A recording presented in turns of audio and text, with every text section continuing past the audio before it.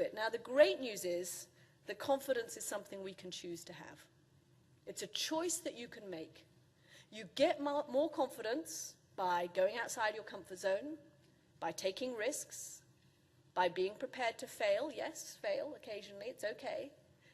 I went into a White House meeting a year ago on Syria, and I walked into this White House meeting, and it was mostly guys, of course, 80%, and they were all Middle East academics, and I thought, oh, God, you know, I've been invited to the wrong meeting.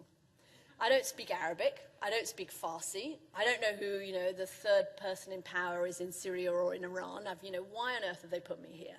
Anyway, I go into this meeting, and it's a long table, and we're talking about the White House people are making their presentation, and it gets to the stage for Q&A, and the guys on the table jump in, the other academics jump in, no problem. And I'm sitting there at this meeting thinking, I have to ask a question. I cannot be one of two women in this meeting who is not from the White House and not ask a question. But I had to literally force myself. I had to say, Katty, for God's sake, you know, you're a woman in her mid-50s, put your hand up, open your mouth, get the question out, what's going to happen? Okay, you might stumble a bit, you might blush a bit, you might sweat a bit, but at least you've opened your mouth. And you know what I did? And the sky didn't fall on my head. And the earth didn't open up underneath me.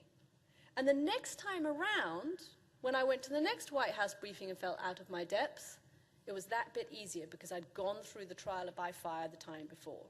That's how you gain confidence. You go outside your comfort zone.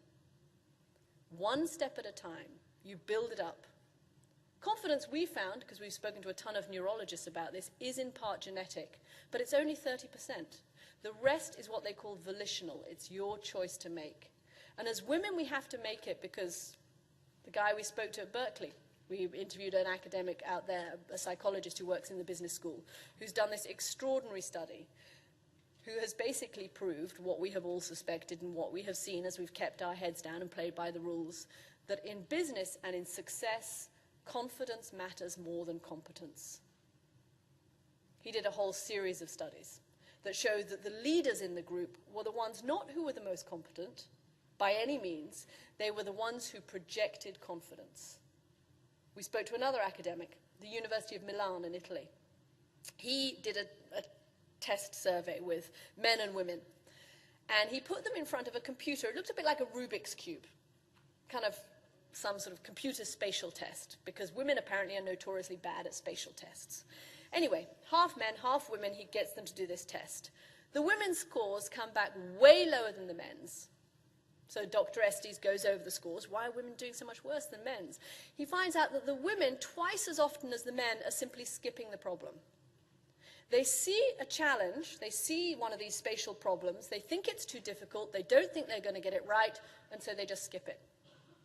The next time around, he gave them the same test again, but you're not allowed to skip any questions this time. This time you have to do every single one.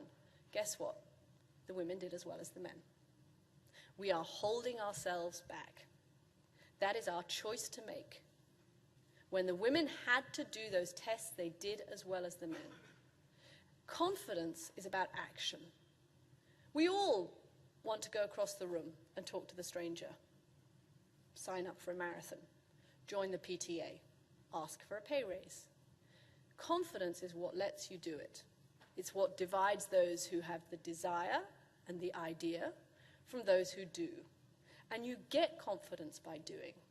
Every step you take, every risk you take, every time you go outside your comfort zone, it's like paying into a bank account. You build up your stack of confidence. And confidence is what matters for women.